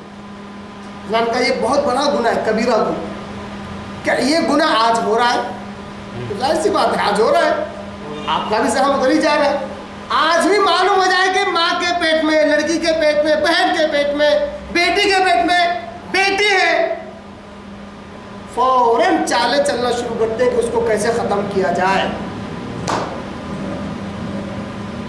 اور اس کو کسی نہ کسی بہانے سے وہ حمل گرا دیتے ہیں یا زہر کا انجیکشن دے کر اندر ہی مار دیتے ہیں. آپ سوچئے کہ اللہ کا یہ سوال ان لوگوں سے نہیں ہوگا بِأَيِّ ذَنبٍ قُتِلَتْ, اے پیٹ کی وہ بچی کہ تجھے دنیا میں آنے سے پہلے قتل کر دیا گیا, کس گناہ سے قتل کیا, تو نے کیا گناہ کیا تھا؟ اب بتائیے جو پیدا ہی نہیں ہوئی اس نے کیا گناہ کیا ہوگا؟ اس کا گناہ یہی ہے کہ وہ بیٹی ہے. اس کی غلطی بس اتنی ہے کہ اس نے وہ فطری طور پر بیٹی ہو کر پیدا ہو رہی ہے. اس کے پیچھے تو اللہ کا ہاتھ ہے. استغفر اللہ, اگر یہ گناہ ہے لڑکی ہو کر پیدا ہونا تو نعوذ باللہ گنہگار تو اللہ ہوا, تو کس کی ذات پر حملہ ہو رہا ہے؟ اللہ کی ذات پر, کہ اللہ گنہگار ہے کہ ایک عورت کے پیٹ میں بیٹی کو ڈال دیا. آج یہ جو گناہ ہے, یہ جو جرم ہے, یہ ہر عام و خاص مسلمان معاشرے میں, ہر عام و خاص گھر میں, پڑھے لکھے جاہل ہر عام و خاص گھر میں یہ گناہ پنپ رہا ہے. بڑے خفیہ انداز سے معلوم نہیں پڑتا ہے, اور اس میں بالخصوص عورتوں کا بڑا دخل ہے. آدمی کو معلوم بھی نہیں ہوتا ہے, ساس بہو مل کر جا کر حمل گرا دیتے ہیں. ماں اور بیٹی جا کر حمل گرا دیتے ہیں، شوہر کو معلوم ہی نہیں ہوتا ہے، بیٹے کو معلوم ہی نہیں ہوتا ہے، پھر کام ہو جاتا ہے۔ اللہ نے اس کو حرام کیا ہے۔ وہ دل بنات لڑکی کو زندہ دفن کر دینا، زندہ ہی مار دینا۔ اب آپ بتاؤ زندہ نہیں تو کیا ہے؟ اگر سونوگرافی سے اگر 1 مہینے کے بعد معلوم ہو جائے کہ جو چیز نظر آ رہی ہے اس کی صفات بیٹی جیسی ہے اور اس کو گرا دیا جائے، لوگ بولتے ہیں نہیں 4 مہینے کے بعد گرانا گناہ ہے۔ میں کہتا ہوں معلوم ہو جائے حمل ہے اور تم گرا دو گے، یہ گناہ ہے۔ معلوم ہو جائے کہ حمل رہ چکا ہے اور تم گراؤ، یہ تو گناہ ہی ہے۔ اگر تمہیں اتنا ہی دم ہے تو دنیا میں کسی عورت کا حمل نہ رہے، ایسا کر کے مطلب کسی عورت کا حمل نہ ایسا کر کے مطلب جو چیز تمہارے ہاتھ میں ہے ہی نہیں، کیوں اس کو اپنے ہاتھ میں لیتے ہو؟ وہ تو رب ہے، وہ اسی کا کام ہے، یہ وہ اسی کی کارکردگی اور اسی کی کاریگری ہے۔ اس کی کاریگری میں ہاتھ ڈالنا بہت بڑا جرأت کا کام ہے۔ بیٹا دینا، بیٹی دینا، بیٹا بیٹی دونوں دینا یا کچھ بھی نہ دینا، یہ اس کا کام ہے، اس میں ہاتھ نہیں ڈالنا چاہیے۔ ہاں، اسلام جہاں سہولتیں دیتا ہے وہ سہولت اختیار کرو، کوئی حرج نہیں ہے۔ جیسے ایک ہوگا بیٹا یا بیٹی، اولاد ہو گئی، ماں کی صحت خراب ہے یا بیمار ہے، کچھ ٹریٹمنٹ چل رہا ہے، آپ نے کیا کہ آج کل کی فیسلٹی کے حساب سے، ٹیکنالوجی کے حساب سے آپ نے 1-2 سال آپ نے کیا کیا، پریگنسی روک دیا۔ یہ آپ کی ضرورت تھی، آپ نے کیے، کوئی ضرورت نہیں ہے، کوئی وجہ نہیں ہے، کوئی علت نہیں ہے، پھر بھی ہم دو ہمارے دو، یہ کیا ہے؟ بیوقوفی نہیں تو کیا ہے؟ اپنے آپ کو رب بنانا نہیں تو کیا ہے؟ بچے 2 ہی اچھے، باقی کے کیا ہے؟ پھر شیطان بن کے پیدا ہو رہے ہیں، اور ہوتا بھی ان کے پاس جب 2 ہی پیدا ہوتے دونوں شیطان پیدا ہو جاتے ہیں، کیونکہ جہاں اللہ کی دی ہوئی سوچ کے خلاف کوئی سوچ آ جائے وہ شیطان کی سوچ ہوتی ہے۔ اس لیے بچے جب 2 آتے ہیں نا، 2 اچھے نہیں لچے ہوتے ہیں، بدماش نکلتے ہیں، ماں باپ کی نافرمانی کرنے والے، اور آخری عمر میں اولڈ ایج میں لے جا کے پٹکنے والے۔ کیوں؟ اللہ کی سوچ کے خلاف جا رہے ہیں۔ یہ کبیرہ گناہ ہے کہ اولاد کے پیدا ہونے سے پہلے اس کو زندہ ختم کر دینا۔ یاد رکھیے، اگر معلوم ہو جائے کہ مرد کا نطفہ عورت کے نطفے سے مل چکا ہے، حمل رہ چکا ہے، چاہے کتنے بھی دن کا کیوں ہو، اس کو گرا دینا یہ کبیرہ گناہ ہے، یہ نہیں کر سکتے۔ اس میں جو لوگ یہ فتویٰ دیتے ہیں روح آئی نہیں تھی، اس میں جان پڑی نہیں تھی، یہ سب بیکار کی باتیں ہیں۔ اللہ دینا چاہ رہا، اللہ نے پرسہ شروع کر دیا، اب تمہارا کوئی حق نہیں اس میں ٹانگ اڑائے، کوئی حق نہیں دینا تھا تو اللہ تعالیٰ کسی سے 25 سال دیتا ہی نہیں ہے، نہیں دینے گا اللہ کو۔ سب کچھ کر کے تھک جاتے ہیں، پہلے تو 10 سال اس ٹینشن میں گزر جاتے ہیں کہ شاید آدمی نہیں ہے، معلوم ہوتا ہے 10 سال بعد ٹریٹمنٹ سب کچھ اوکے نکلتا ہے، آدمی صحیح ہے، اب عورت کے اوپر شک آتا ہے کہ عورت بانجھ ہے، اور عورت بھی اوکے، پھر بھی اللہ نہیں دینا چاہے تو نہیں دیتا ہے، تو ہوا ایسا، دونوں میں کوئی پرابلم نہیں ہے، پھر بھی اللہ ان کو اولاد نہیں دے رہا ہے، اللہ اپنی مرضی کا مالک ہے۔ تو زندہ درگور کرنا، زندہ قتل کرنا، یہ اس میں داخل ہے کہ چاہے تو اس کو زندہ دفن کر دیا جائے، یا پھر حاملہ ہے معلوم ہوتے ہی اس کو، چاہے لڑکا ہو یا لڑکی ہو، یہ ایسا بھی نہیں لوگ کہ لڑکی ہے تو ہی حمل گراتے ہیں، اولاد رہ گئی تو بھی گراتے لوگ، کیوں؟ اولاد ہی نہیں چاہیے، فگر خراب ہو جائے گی، یہ الفاظ استعمال کیے لوگوں نے، اس لیے میں استعمال کر رہا ہوں، فگر خراب ہو جائے گی اس لیے حمل نہیں رہنے دیتے۔ ابھی تو عمر ہی کیا ہے، ارے عمر نہیں تھی تو شادی کائے کو کرے؟ نہیں کرنا تھا نا شادی، بڑے ہی نہیں ہوئے تو اب تک۔ تو ایسے ہزاروں بہانے ہیں، اللہ نے جس انداز سے اس دنیا کو بنا اس انداز سے جینا ہے، اللہ کی ربوبیت میں ہاتھ نہیں ڈالنا ہے۔ تو یہ چوتھی چیز کو اللہ نے حرام کیا ہے۔ بہت ساری نصیحتیں کی جا سکتی آئی ہے، وہ کم اپنے اس حدیث کو مکمل کرنا بھی مقصود ہے۔ اور آگے اللہ کہتا ہے، آپ صلی اللہ علیہ وسلم کہتے ہیں اللہ کی طرف سے، وَكَرِهَ لَكُمْ، اور اللہ نے ناپسند کیا ان 3 چیزوں کو، ناپسند کرتا، اللہ کو بالکل پسند نہیں ہے۔ کیا؟ قیل وقال، قیل وقال یعنی فضول باتیں کرنا. بہت مسلمان ہیں صاحب اس میں ملوث، اللہ پسند نہیں کرتا. صحیح بخاری کی حدیث جلد سوم کے اندر کتاب الادب کے اندر باب نمبر 6 اس کے اندر کی پہلی حدیث. اور جو لوگ کمپیوٹر وغیرہ میں سرچ کرتے ہیں حدیث نمبر 5975 کی یہ حدیث. قیل وقال، اللہ پسند نہیں کرتا بیجا بحث کرنے سے، فضول باتیں کرنے سے. اب ایسے کتنے کی لوگ ہیں صاحب، میں لمبی چوڑی لسٹ کھڑا کر سکتا ہوں. تعلقات میں سے ہر روز ان کا فکس ہے اتنے بجے سے اتنے بجے تک بک بک بک، کوئی نتیجہ نہیں ہے مگر گھنٹوں باتوں میں گزار دیتے ہیں. کوئی وجہ نہیں ہے، کوئی اس کے پیچھے ریزن ہی نہیں ہے، پھر بھی باتیں کرتے ہیں. ایسا نہیں ہے کہ چلو بھائی کچھ بات کر لیں، کوئی نتیجہ نکلے، کوئی رائے مشورہ ہو رہا ہے تاکہ کوئی فیصلہ لیا جائے، کوئی وجہ نہیں ہے.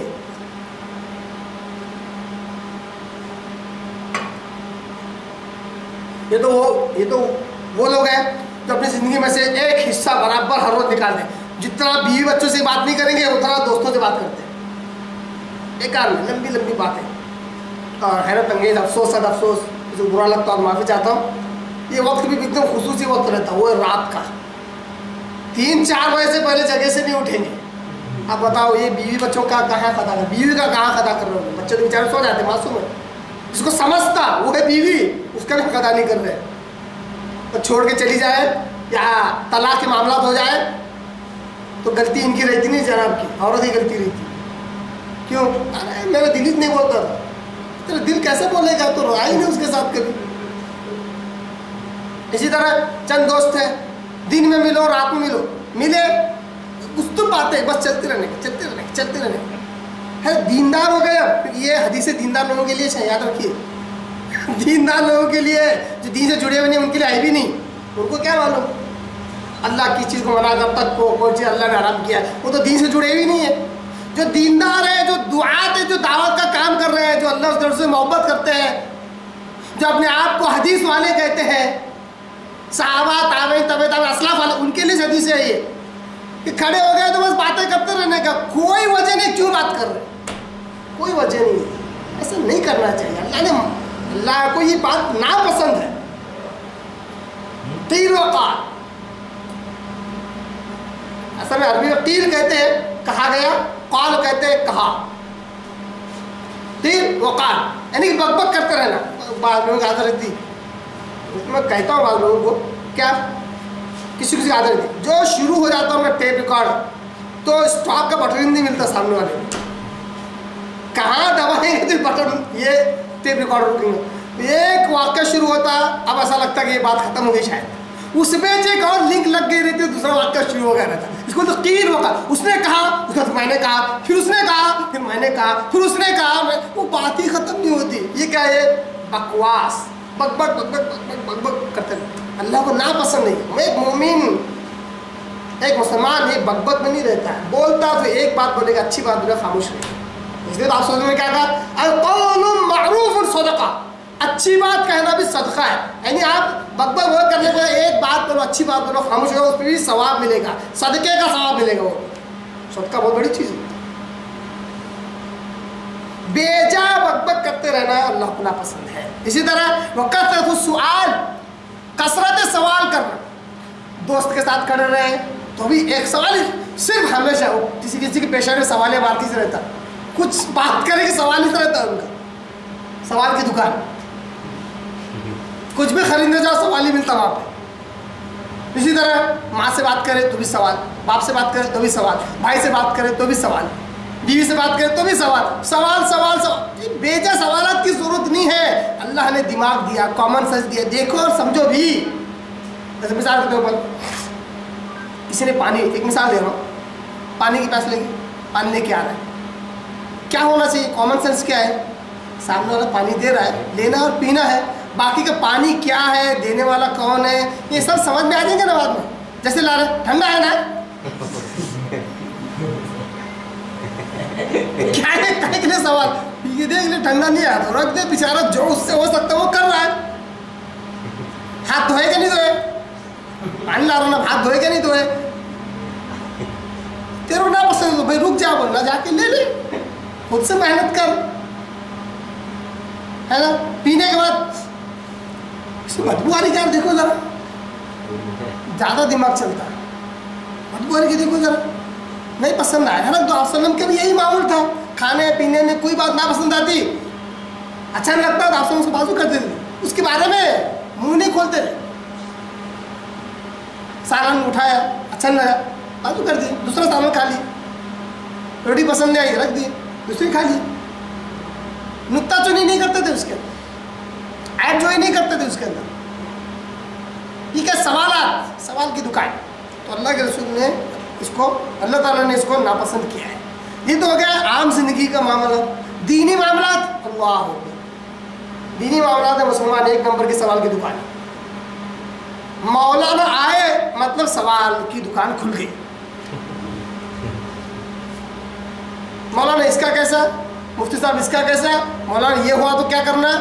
बाज़ लोग तो इतना दिमाग लगाते बोलते आज ऐसा क्वेश्चन पूछूंगा मौलाना गिर बोल के घूम जाएंगे।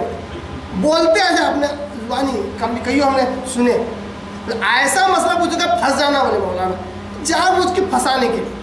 यही वजह, यही तो क्या बोलते हैं कमीनापन। कोई गाली नहीं है, याद रखिए, जो अंदर जो खबासत जो गंदगी होती है ना दिली, उसको बोलते कमीनापन। तो मुसलमानों में कुछ ऐसे कमीनापन है, फतवा भी जानबूझ के सवालात ऐसे टेढ़े मेढ़े करके वही फतवा निकालते जो चाहिए रहता। इस सवालात की वजह से हुआ। आप अपना मसला रखो और ले लो, जो फतवा है उसको कबूल करो, वो इस्लाम है। फतवा मुफ्त का नहीं रहता, फतवा इस्लाम होता है, कुरान और हदीस वाला फतवा इस्लाम होता है। आप सवाल ही ऐसा पेचीदा घुमा, अगर ऐसा हुआ तो फिर ऐसा हुआ तो क्या होगा, यानी आप जवाब वही हासिल करना चाहते जो आप चाहते हैं, ये गलत है। आप वो पूछो जो आपका मसला है, फिर जो जवाब मिले आप उसको कबूल करो, पसंद आए ना पसंद आए। जरूरी नहीं कि इस्लाम पसंद आए आपको, इस्लाम अपनी जगह पे परफेक्ट है, एक किसी को खुश करने के लिए नहीं है इस्लाम।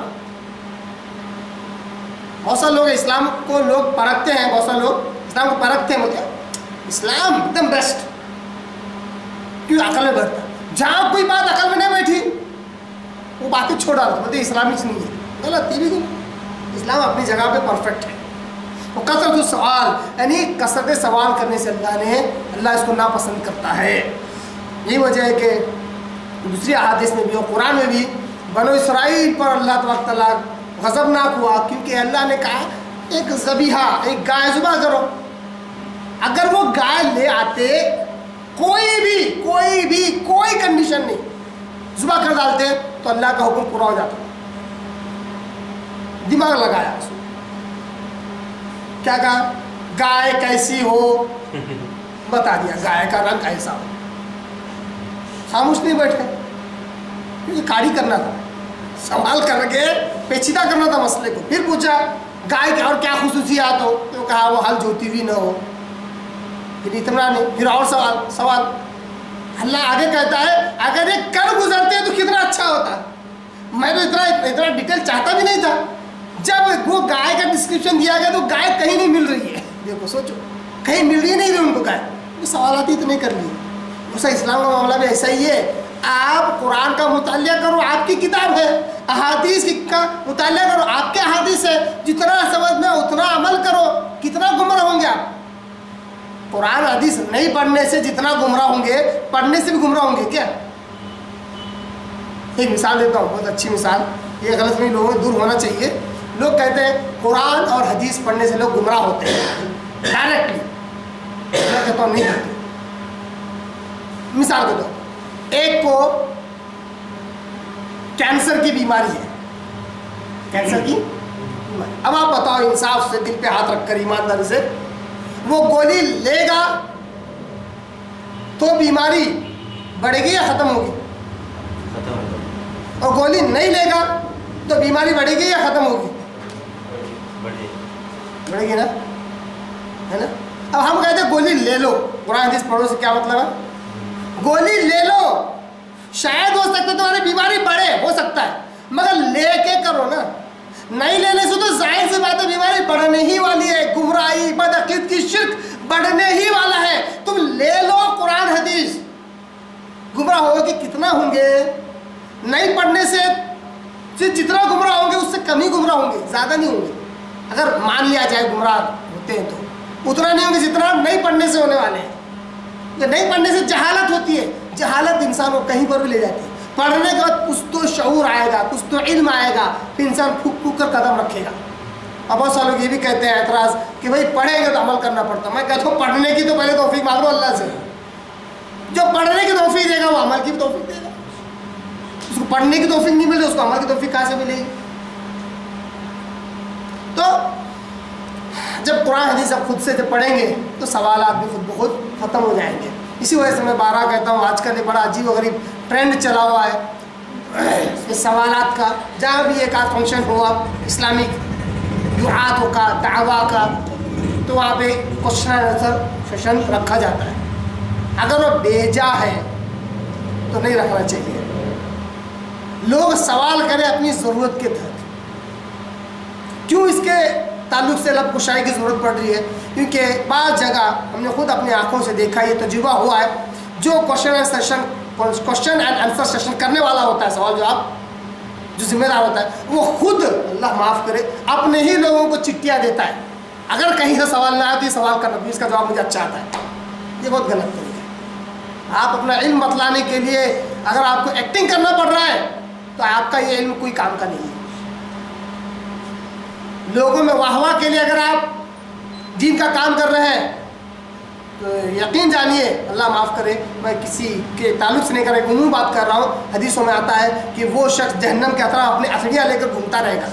اس کا یہ حال دیکھ کر لوگ پوچھیں گے کیا بات ہے، اور تیرے ہم اچھے سے پہچانتے ہیں، تو دین کا زبردست کام کرتا تھا. بولے گا کہ میں سب کرتا تھا، لوگوں کو سب سمجھا تھا، خود کچھ نہیں کرتا تھا، لوگوں کے لیے کرتا تھا.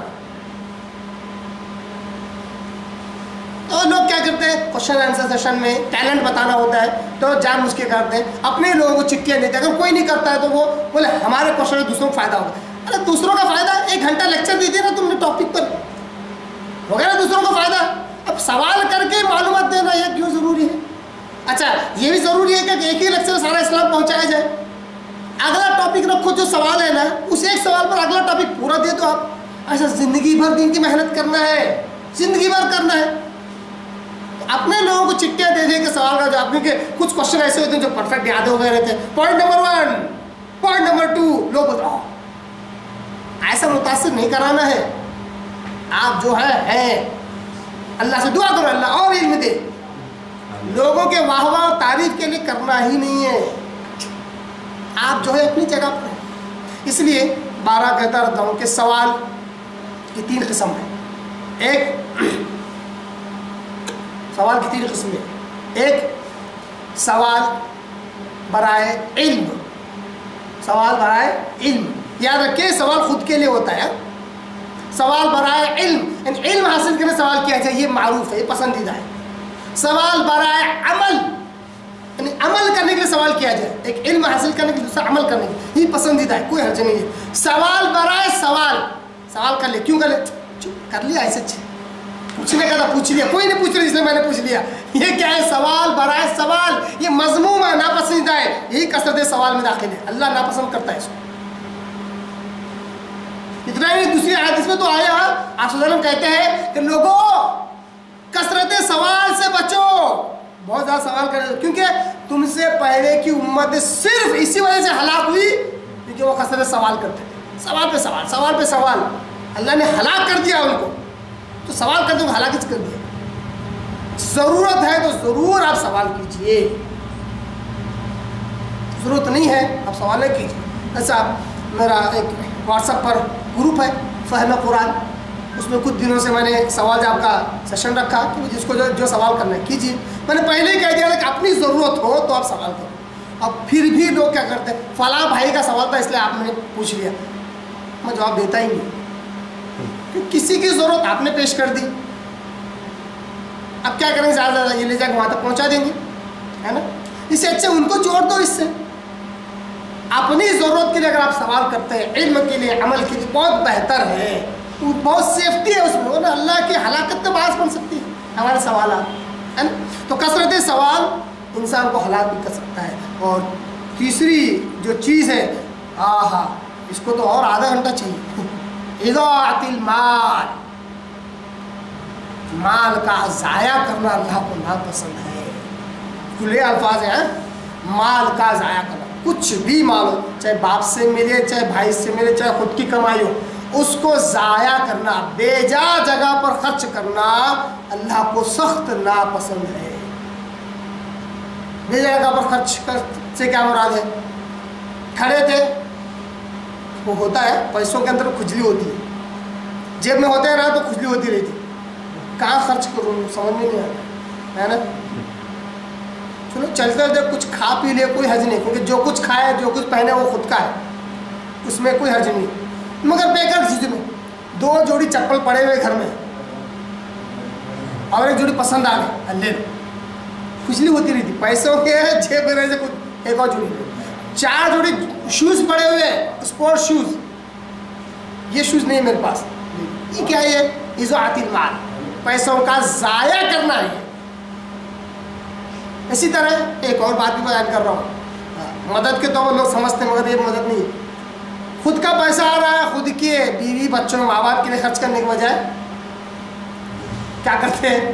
لوگوں کی مدد پہ ڈال دیتے ہیں، اور خود کے پاس کچھ نہیں رہتا ہے، یہ مال کا ضائع کرنا ہے۔ پیسہ اس طرح بٹ جاتا ہے کہ خود کے پاس آتا ہی نہیں ہے، یہ بھی بیوقوفیوں میں سے، کیا خود کے 50,000 تھے، وہ دوست کو 4,000 دے دیا، وہ دوست کو 5,000 دے دیا، اس کو 10,000 دے دیا، اس کو 8,000 دے دیا، خود کے پاس کچھ نہیں، مدد کر رہا، ارے مدد نہیں، ضائع ہو رہا ہے آپ کا پیسہ، وہی پیسے اگر ماں باپ کے اوپر لٹا ڈالتے، بیوی بچوں پر خرچ کر ڈالتے تو بہت بہتر تھا۔ یہ بات اس لیے کہہ رہا ہوں کہ بعض لوگ کیا کرتے ہیں، جو عام طور پر جو ہوتے ہیں تجربہ، اس کو رکھ رہا آپ کے آگے، ایک آدمی محتاج ہو گیا، ضرورت مند ہو گیا، وہ بولتے ہیں یار پیسے چاہیے، اب ایک ساتھ پیسوں اس کو دے نہیں سکتے 25,000 روپئے، تو 10 لوگ مل کے کیا کرتے ہیں؟ بسی ڈالتے ہیں، کیا کرتے ہیں؟ بسی ڈالتے ہیں، کتنے مہینے کی؟ 20 مہینے کی بسی، اور سب لوگ بسی ڈالتے ہیں، اس کو 30,000 روپئے دے دیتے ہیں، وہ 30,000 تو بھر ہی نہیں سکتا، یہ معلوم ہے، مدد ہے نا، اچھا ٹھیک ہے، ایک بار کر 10 مہینے نہیں گزرتے، پھر آتی وہی باری، پھر بھائی پیسے نہیں دے رہے، پھر 10 لوگ مل کے، اب وہ 10 لوگ ہیں نا، ایک کی مدد کرنے کے لیے 10 لوگ 2 سال کے لیے پریشان ہو رہے ہیں، 2 سال کے لیے ہر مہینہ 5,000 روپئے دو، ہر مہینہ 5,000 روپئے دو، یہ مال کہاں ضائع کر رہے ہو؟ کیوں ضائع کر رہے ہو؟ یہ بچوں پر خرچ کر، ماں باپ پر خرچ کر، کیوں مصیوں میں ڈال رہے ہو؟ بلا وجہ کی مصیوں میں ڈال رہے ہو، خود کا کچھ بھی فائدہ نہیں۔ سمجھ، میں بہت ہوشیار، میں مدد کر رہا ہوں، لوگ تو آتے سیٹ مدد کرو، ارے بیوقوف یہ ہے، اتنا ہی مدد کرنا ہے تو 5,000 روپئے دے دے، بولا بھائی میرے پاس یہ ہے، مجھے چاہیے نہیں، لے کے جا، 25,000 ہے، لے بھائی لے کے چل جا، ایک بار ٹینشن ختم ہو جائے گا، مت واپس دے ہی مت، وہ بہت اچھا ہے۔ 2 سال تک لوگوں کو 10 لوگوں کو ہینڈل کرنا، 10 لوگوں کو سنبھالنا، 10 لوگوں کے پیسے جمع کرنا، 2 سال تک بے جا پریشان، یہ مال کا ضائع کرنا۔ یہ عام مثالیں جو آپ لوگوں کے درمیان ہوتی ہے، اس لیے انہیں مثالوں کو میں روشنی ڈال رہا ہوں۔ یہ کیا ہے؟ مال کا ضائع کرنا۔ اسی طرح اس کا انتظار آپ کو تھا، وہ ہے سگریٹ نوشی اور تمباکو میں پیسے خرچ کرنا۔ یہ کیا ہے؟ یہ اضاعت المال، پیسوں کا ضائع کرنا ہے۔ یہ بڑی اچھی مثال بہت سارے لوگوں نے دی ہے، ہنسی بھی آتی ہے۔ بیٹے نے کیا کرا، 50 کی نوٹ لیا، مست اس کی زبردست ایک پرنی بنا دیا، باپ کے سامنے کھڑے کر کے اس کو آگ لگایا، کبھی پٹی نیچے دیا، 50 کی نوٹ کو آگ لگا رہا، بہت برا لگتا ہے نا۔ جبکہ وہی 50 روپے کے ٹوٹے لے کر ہر بار جلا کے پیتا، پیسہ ہی تو جلا رہا ہے، اور کیا جلا رہا ہے نا۔ بچے نے کیا کرا، 50 کا نوٹ لیا، کھاڑا اور ہاتھ میں ڈال کے رگڑ رہا، 50 کی، کیا کر رہا ہے پیسوں کے ساتھ، اتنی بے عزتی۔ ارے ابو اس سے تو بڑی بے عزتی آپ کرتے ہیں، تمباکو لے کر رگڑتے اس کو، ہاتھ کا پورا میل اس میں جمع ہو جاتا ہے، ہاتھ کا پورا میل۔ بہت سے لوگ دیکھیں گے کام دھندے کرتے معلوم کہ بہت ہاتھ پورے کالے، گیریج میں تب بھی وہ ڈالتے، پہلے ایک تو ربر پر ہنس کے دیتا، ربر کی بو سن کے دیکھے آپ نے کبھی، ٹائر بس بو دیکھے اس کی کتنی گندی، اس کے بعد رگڑتا ہوں 1 گھنٹہ، फिर उसको ला के हाथ में देता, उसको भी रगड़ता, उसके बाद तब जाके वो पेट का भोजन बनता। उसके अंदर जो पैसे डालते वो ज़ाया है, ज़ाया, कोई फायदा नहीं है। एक साहब ने बड़ा अच्छा कैलकुलेशन लगाए, करोड़ों में जाते हैं एक दिन में, करोड़ों पैसे, करोड़ की बात कर रहा हूँ मैं, ज़ाया होते हैं, आग लगा दी जाती है। ये अल्लाह नापसंद करता है। सही बुखारी की हदीस आपके आगे रख रहा हूँ, वो करिहा लकुम इज़ाअतिल माल, अल्लाह नापसंद करता है पैसों को ज़ाया करना। हराम है, ऊपर से हराम, सिगरेट नोशी, तंबाकू नोशी हराम, अल्लाह ने हराम करा दिया, हराम है, फिर भी पैसे भी ज़ाया कर रहे हैं। कितने गुनाह करोगे, कितने? एक आध गुनाह करने से बात समझ में आती है ना, एक आध गुनाह करे, जैसे मिसाल के ऊपर जा रहा था, एक को मार दिया, गुनाह हो गया, ठीक है ना, बात समझ में, एक गुनाह हो गया। यहाँ तो गुनाह पे गुनाह, हराम भी खाएंगे, पैसे भी ज़ाया करेंगे, फिर ऊपर से एक दूसरे की मदद भी करेंगे हरामखोरी में। कैसे? आज इसके पास नहीं है तो दूसरे को दिला के देने का, क्यों? कल को इसको जरूरत पड़ने वाली। ये भी भीख मंगा, वो भी भीख मंगा, स्टैंडर्ड भीख मंगे होते हैं, एकदम स्टाइलिश अंदाज में, खुफिया प्लानिंग के साथ मांगते हैं, प्लानिंग के साथ। 5-5 साल की प्लानिंग होती है इनके पास, 5-5 साल बाद क्या मांगना है और क्या लेना है, मालूम है मुझे मदद करने वाले। ये भी क्या, ये इज़ाअतिल माल, पैसों का ज़ाया करना है। तो ये थी सही बुखारी की हदीस, किताबुल अदब के 6ठे बाब की पहली हदीस, जिसकी तशरीह आपके आगे रखा। इंशाअल्लाह अगले दर्स में हम इसके जो हवाले हैं वो हवाले देखेंगे, फिर इस एक हदीस से जो मसाइल निकल सकते हैं उन मसाइल को आपके आगे रखूँगा। अल्लाह से दुआ करता हूँ अल्लाह ताला हमें हदीस को समझने की तौफीक अता फरमाए। व आखिर दावाना अनिल हम्दुलिल्लाहि रब्बिल आलमीन।